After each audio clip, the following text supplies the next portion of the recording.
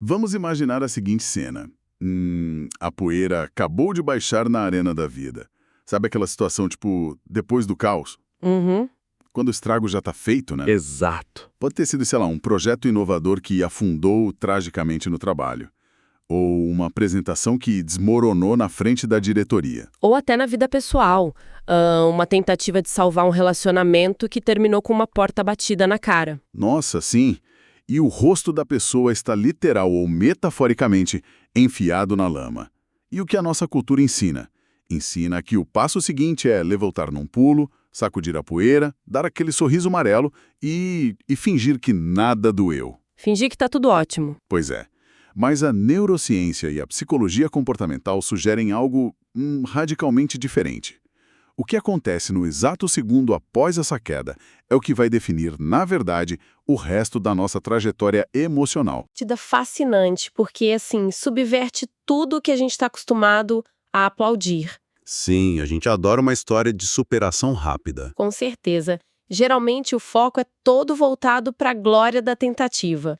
Sabe aquela imagem clássica do Theodore Roosevelt? Ou o homem na arena? Ah, sim, clássica. Aquela que fala sobre o mérito de quem tá lá com o rosto suado lutando. Essa mesma. O mérito de tentar, independente de vencer ou perder. E nós, culturalmente, adoramos congelar a imagem bem aí, nesse ato heróico de tentar. A gente congela no heroísmo e esquece o tombo. Mas a nossa missão neste mergulho profundo de hoje, ao dissecar as ideias do livro Mais Forte do que Nunca, da pesquisadora Brené Brown, é justamente dar o play no vídeo depois do tombo. Exatamente. A gente vai explorar a anatomia da volta por cima. E não como aquele conceito inatingível, sabe, de autoajuda barata. Focando puramente nas engrenagens práticas no dia a dia. Então, certo, vamos desvendar isso. Como essa tal coragem se traduz em sobrevivência emocional na nossa rotina, quando as coisas simplesmente fogem do controle. Para entender essa mecânica, o primeiro alicerce é o que a gente pode chamar de física da vulnerabilidade. Física? Tipo, ação e reação? Quase isso, é uma lei de causa e efeito matemática. Se alguém decidir viver com coragem e se expor repetidas vezes em situações sem garantia de sucesso, a queda, deixa de ser uma mera possibilidade. Vira uma regra. Vira uma certeza absoluta. A física da vulnerabilidade decreta que o tombo vai acontecer. E aceitar essa regra muda totalmente a nossa relação com o risco. Faz todo sentido. Não é mais sobre vou tentar e talvez dê certo. Não, é dizer eu sei que vou falhar eventualmente e mesmo assim eu assumo o compromisso de agir. É uma mudança de paradigma gigantesca, porque em vez de ficar calculando como desviar do soco, a pessoa aceita que o soco vai entrar em algum momento. E vai doer, né? Muito. Só que, antes de entrarmos nos passos práticos de como levantar, a gente precisa olhar para como o mundo nos treinou para lidar com os nossos fracassos. É verdade. A gente carrega muita bagagem. Porque existe uma expectativa completamente irreal flutuando por aí. Existe esse mito de que a gente precisa dourar a pílula do fracasso. Sem dúvida. Nós vivemos no que dá para chamar de ápice da era dourada do fracasso.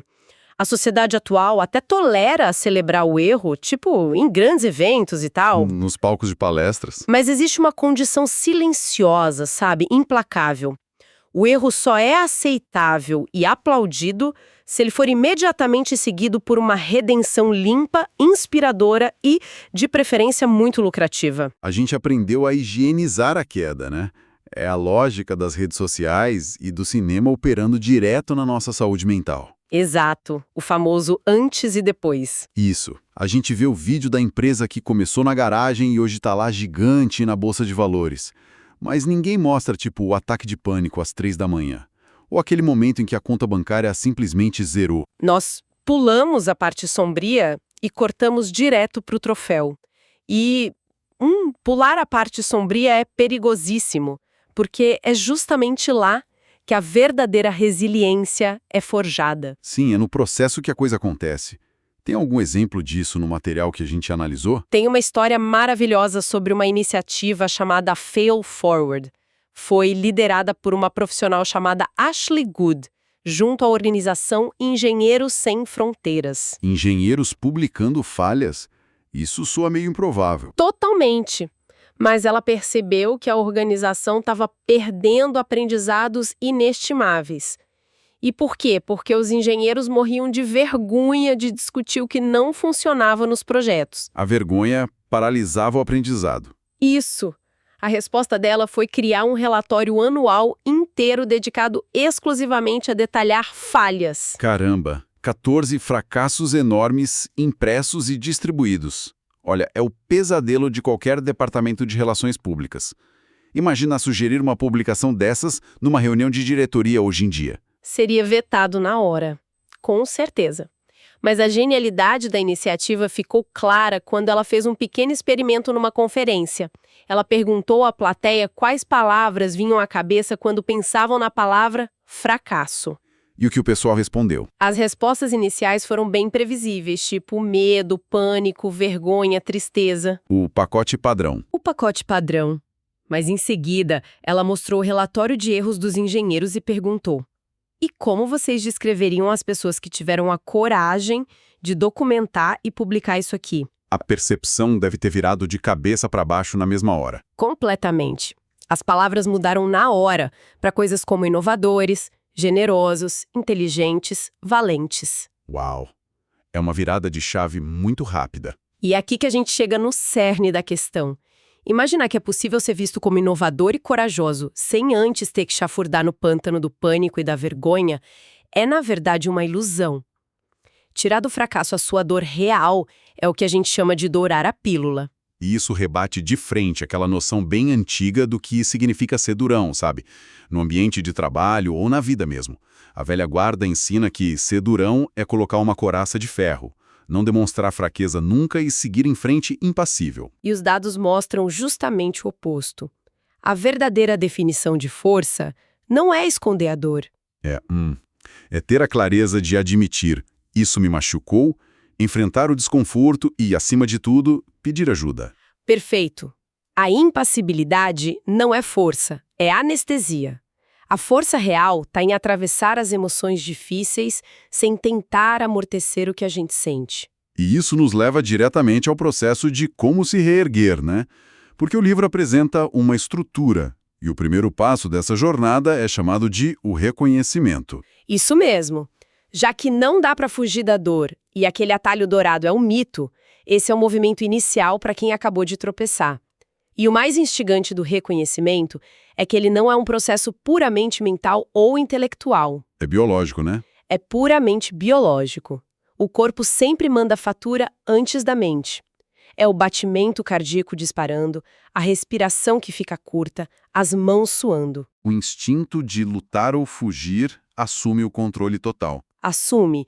E o primeiro passo não é tipo ter um plano de ação genial de 5 etapas para resolver a crise. Não. É simplesmente ter a presença de espírito para notar e admitir: olha, eu fui fisgado, uma emoção muito forte acabou de assumir a direção. E essa pausa é o que quebra o piloto automático. A ferramenta central para que o reconhecimento funcione é a curiosidade. É a capacidade de parar naquele milissegundo de estresse e investigar os próprios sentimentos. Tentar entender como aquela emoção daquele instante exato está engatilhando pensamentos irracionais e comportamentos também. O maior risco aqui é rejeitar a emoção. Porque se a pessoa se recusa a reconhecer a dor não evapora, né? Não, de jeito nenhum. Ela se transforma. Geralmente vira um drama exagerado ou, pior, é descontada nas pessoas mais próximas que não têm nada a ver com o problema. Aqui é que a coisa fica realmente interessante. Tem uma analogia espetacular com aquela série de TV do Sherlock Holmes. Ah, essa é ótima. Quando ele leva um tiro na sério. O instinto humano comum seria gritar, entrar em pânico, se debater. Mas o que o personagem faz? O tempo meio que para ele. Ele entra no famoso palácio mental dele. Exatamente. Ele entra no palácio mental e começa a ser um detetive do próprio sofrimento. Ele avalia clinicamente o que o corpo está sentindo, onde a bala pegou, como ele deve cair para não quebrar um osso no chão. Ele usa a curiosidade a favor da sobrevivência dele. Só que aí eu te pergunto, trazendo para o nosso mundo caótico e real, Como um ser humano normal pode ser tão curioso e frio no momento de raiva aguda? Pois é. Porque a vontade real, quando alguém nos passa a perna no trabalho, não é investigar o coração acelerado. A vontade é gritar e culpar o outro. E é dificílimo justamente porque o nosso cérebro odeia a incerteza. Ele adora o conforto térmico da culpa. A culpa é uma forma muito rápida de descarregar a dor. Dá um alívio imediato, né? Tá? Se a gente conectar isso à maneira como as pessoas processam uma frustração, existe uma metáfora excelente no livro: o estado de ficar emocionalmente encalhado. Como assim, encalhado? Imagina que você está dirigindo um carro e passa tão rápido, mas tão rápido por uma lombada que o chassi do carro prende nela. As rodas ficam meio suspensas no ar, girando em falso. Nossa, a pessoa pisa no acelerador, faz um barulho ensurdecedor de motor e metal arranhando, gasta uma energia absurda, mas a paisagem não muda. Não sai do lugar. Essa é a imagem perfeita da pessoa que não pratica o reconhecimento. Ficar emocionalmente encalhado é se recusar a descer do carro e olhar para baixo para o problema real. Porque arranhar o fundo das nossas emoções nas dificuldades já é péssimo, mas ficar ali encalhado é a garantia de paralisia total. Para sair dali, a pessoa tem que enfrentar o desconforto físico de sentir aquela emoção difícil até ela perder a força, fugir, tentar culpar os outros, anestesia no primeiro minuto. Mas deixa a pessoa presa na mesma lombada por décadas. Faz todo o sentido. Então, descer do carro e olhar o estrago nos leva ao passo 2 do processo, que é a descoberta. O famoso rumble, o embate interno. Isso. A gente reconheceu a raiva ou a vergonha. Agora é hora de desarmar a bomba antes que ela exploda um relacionamento ou destrua um time de trabalho.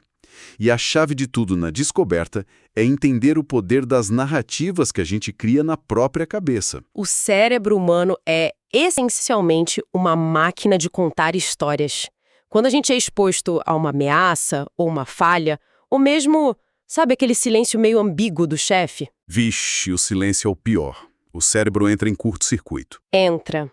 Ele precisa de uma explicação urgente para criar uma falsa sensação de controle. O grande vilão dessa fase é o que a Brené Brown chama de TRI, ou Trama Rascunhada Inicial. A TRI, o primeiro rascunho de história que a gente inventa para tentar dar sentido ao que deu errado. Exatamente. E essa trama rascunhada inicial, ela é campeã em destruir a paz de espírito, porque ela nunca é uma narrativa gentil. Se o chefe passa pelo corredor e não dá bom dia, a nossa TRI nunca é, ele deve estar com enxaqueca. Jamais. A TRI é tipo, ele descobriu meu erro no projeto. Sou uma farsa, não sou bom o bastante e serei demitido hoje à tarde. O cérebro sempre puxa para a catástrofe. Puxa sim, porque a trama rascunhada inicial é movida por medos e inseguranças que estão muito enraizados.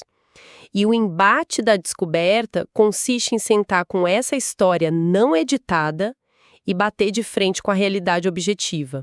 Qual é a diferença entre os dois? O objetivo é justamente encontrar o delta.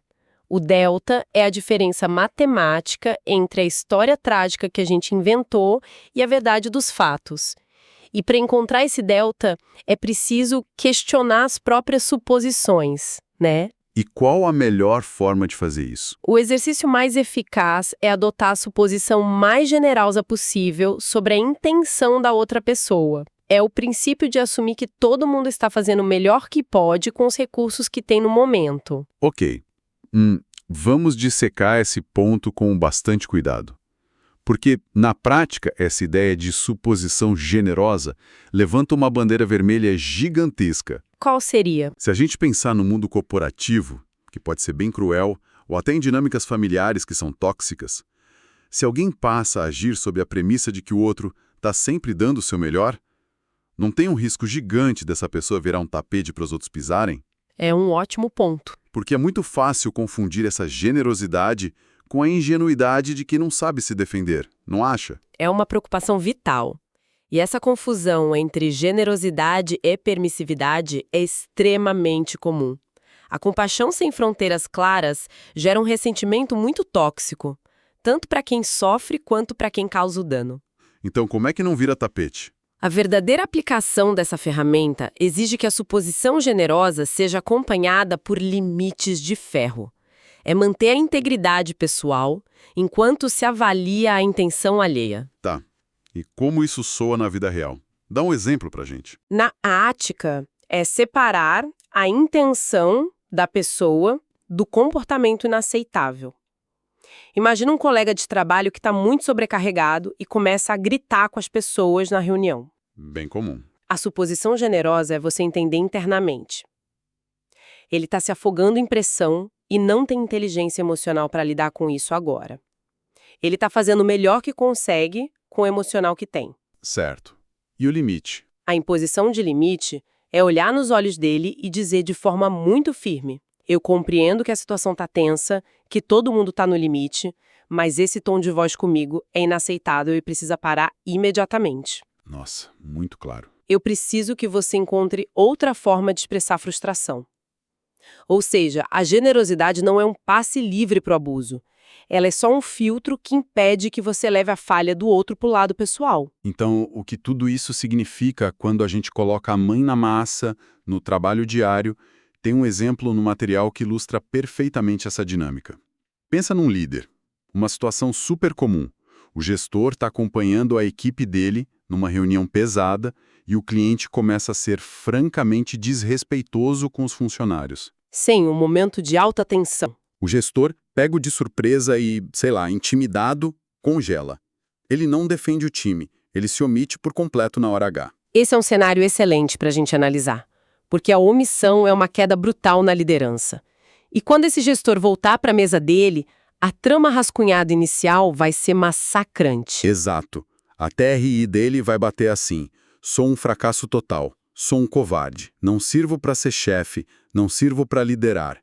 E a sutileza desse processo é entender a diferença abismal entre a vergonha e a culpa nessa hora. É fundamental. Dizer sou um fracasso é o idioma oficial da vergonha. A vergonha ataca a identidade. E olha, não tem como consertar quem você é. É fatalista. Totalmente. Agora, quando a pessoa faz aquele embate com a própria mente na fase da descoberta, ela pega esse rascunho tóxico e procura o tal do delta, a verdade dos fatos. O fato não é que ele é um monstro irremediável, um covarde de nascença. O fato é que ele cometeu um erro grave de postura. A narrativa muda de sou um fracasso para fiz uma besteira gigantesca. E é quase um alívio escutar isso. Porque a culpa, diferente da vergonha, é focada no comportamento. E comportamento pode ser reparado, pode ser consertado. Essa simples alteração de vocabulário mental devolve as rédeas da situação para as mãos desse gestor. Com a narrativa ancorada na culpa e não na vergonha profunda, ele consegue, convocar o time de novo, olhar nos olhos da equipe e dizer a verdade. Dizer que errou. Eu falhei em proteger vocês ali dentro. Peço desculpas e isso não vai se repetir. Isso não é fraqueza. Admitir essa vulnerabilidade na frente da equipe constrói um nível de confiança que aquele chefe engravatado com pose de infalível jamais conseguiria. Jamais. E, essa lógica não fica presa no crachá da empresa, sabia? Dentro de casa, o mecanismo é exatamente igual. Muitas ferramentas do livro recomendam verbalizar a trama rascunhada inicial para desarmar conflitos com quem a gente ama. Como assim falar TRI em voz alta? Sim, a usar literalmente a frase. A história que eu tô criando na minha cabeça agora é... Por exemplo, quando o parceiro chega super tarde sem avisar. Em vez de já abrir a porta atirando pedras, dizendo você é responsável e não liga para nós. O clássico. A abordagem revolucionária seria dizer, olha... Você não atendeu o telefone e a história que eu tô criando na minha cabeça é que a nossa família não é prioridade para você. Nossa, isso muda a temperatura da discussão na mesma hora. Porque não tem um ataque frontal contra a pessoa. Não tem. O foco sai da acusação, dedo em riste, e vai para a vulnerabilidade de mostrar como o cérebro de quem está falando está interpretando o fato. E aí dá a chance do outro explicar a realidade, o delta, antes que os pratos comecem a voar pela cozinha. E com os filhos, o efeito cascata é ainda mais impressionante. Passar de uma neurose constante baseada na pergunta, será que eu apliquei a disciplina certa? Para uma reflexão muito mais profunda. Eu estou sendo hoje o adulto corajoso que espero que meu filho se torne amanhã? É muito transformador. porque modelar a forma de levantar após o próprio fracasso na frente das crianças educa infinitamente mais do que dar qualquer sermão sobre resiliência. Com certeza. Toda essa construção de reconhecer a queda no corpo, investigar a trauma rascunhada inicial, alterar a forma de comunicação, nos empurra direto para o terceiro e último estágio do processo, que é a revolução. A revolução. E o termo revolução aqui é usado com muita precisão, porque não estamos falando de só dar um check num formulário.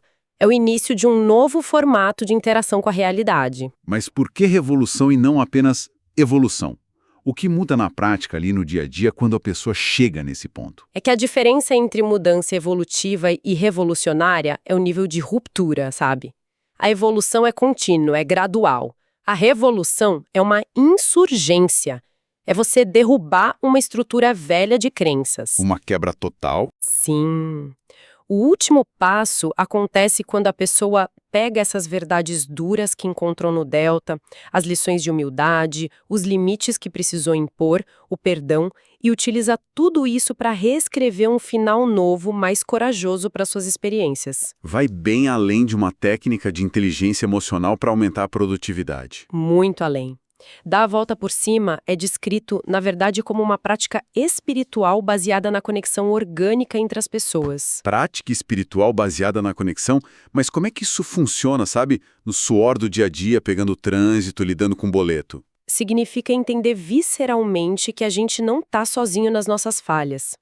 Quando o cérebro entra em pânico, ele tenta convencer a gente de que somos os únicos incompetentes no mundo, os únicos passando por aquela vergonha ou dor. A gente se isola na dor. Totalmente. A revolução é entender que a vulnerabilidade é o tecido que une todos os seres humanos. Integrar o fracasso não é só consertar um problema de trabalho para evitar a demissão. É usar essa ferida que ficou exposta para se conectar genuinamente com outras pessoas que estão também caindo o tempo todo. É parar de viver com medo de ser descoberto como uma fraude. Isso. E passar a viver com a tranquilidade de quem não tem mais nada a esconder. E isso ressoa muito com um conceito fortíssimo que aparece no material. A ideia de que quem completa esse ciclo de volta por cima e integra essas próprias sombras se torna perigoso. Perigoso no melhor sentido da palavra. Sim, no sentido mais grandioso. Pensa bem, como é que você ameaça ou intimida alguém que já foi até o fundo do poço da própria insegurança? Alguém que encarou as próprias mentiras lá no embate da descoberta e aprendeu sozinho a sair de lá com integridade. O medo do julgamento alheio perde toda a atração. Escorrega. Exato. Essas pessoas viram inovadores implacáveis, viram os grandes líderes, os grandes artistas, porque a simples ameaça de falhar não consegue mais paralisar elas. Elas já conhecem o chão da arena e sabem o mapa da saída de cor. E é crucial fazer um último adendo sobre essa revolução. Saber o mapa não torna o solo macio. Como assim? A revolução interna não é uma vacina mágica contra o sofrimento ou contra novos erros. Ter a capacidade de dar a volta por cima não significa que a próxima rasteira que a vida der não vai causar tristeza, ou noite sem dormir, ou lágrimas de frustração. Vai doer do mesmo jeito. Vai doer. Significa apenas que o medo da dor não está mais no banco do motorista ditando as direções da sua vida. A pessoa deixa de ser um personagem secundário que só reage aos dramas dos outros e passa a segurar a caneta do próprio roteiro. A caneta volta para a mão certa. Então, para amarrar o quadro todo para quem nos ouve, o caminho da poeira da arena até a volta por cima recusa soluções rasas de autoajuda. Existe um padrão real e ele exige esforço prático. Sim, exige bastante suor emocional. Primeiro, envolve cair, estar genuinamente disposto a sentir o peso do impacto físico disso. Esse é o reconhecimento. Segundo, envolve lutar ativamente contra aquelas fabulações tóxicas da nossa trama rascunhada inicial, que é a descoberta. Achar o delta. Achar o delta. E por fim, exigir internalizar essa verdade toda para reescrever um novo modo de viver as relações e o trabalho, deflagrando a revolução. E o desafio inerente a esse padrão é a necessidade de repetição. Porque não importa se a crise é, um empreendimento de milhões de reais que ruiu, ou uma conversa super atravessada com um amigo antigo, o mecanismo de reconhecer a biologia, Confrontar o rascunho mental e agir com compaixão impondo limites é exatamente o mesmo. Não muda, é a mesma musculatura que a gente usa. E por falar em musculatura, para provocar uma última reflexão a partir de todas essas ideias que a gente desbravou hoje, há uma citação muito poderosa originária da tribo dos Hazaros, da Indonésia, que é mencionada nos estudos que embasam tudo isso. Essa citação é incrível. O ditado deles diz assim: o conhecimento é só um rumor até passar a viver nos músculos. É a diferença brutal entre o intelecto e a ação real, né? Precisamente. Entender as armadilhas da vergonha, saber a diferença clara entre vergonha e culpa, ou o conceito das narrativas que o nosso cérebro inventa, isso tudo é brilhante. Mas enquanto ficar só na cabeça é apenas um rumor psicológico. É só teoria. É só teoria. O verdadeiro desafio diário para qualquer pessoa da nossa audiência que esteja acompanhando essas reflexões é trazer a teoria para a carne, para o dia a dia. É permitir que, da próxima vez que o plano falhar miseravelmente e o gosto da poeira da arena estiver na boca, a curiosidade ganhe do instinto de fuga. Que a coragem de assumir as próprias falhas pare de ser só um conceito bonito debatido e passe de fato a viver nos músculos de cada um.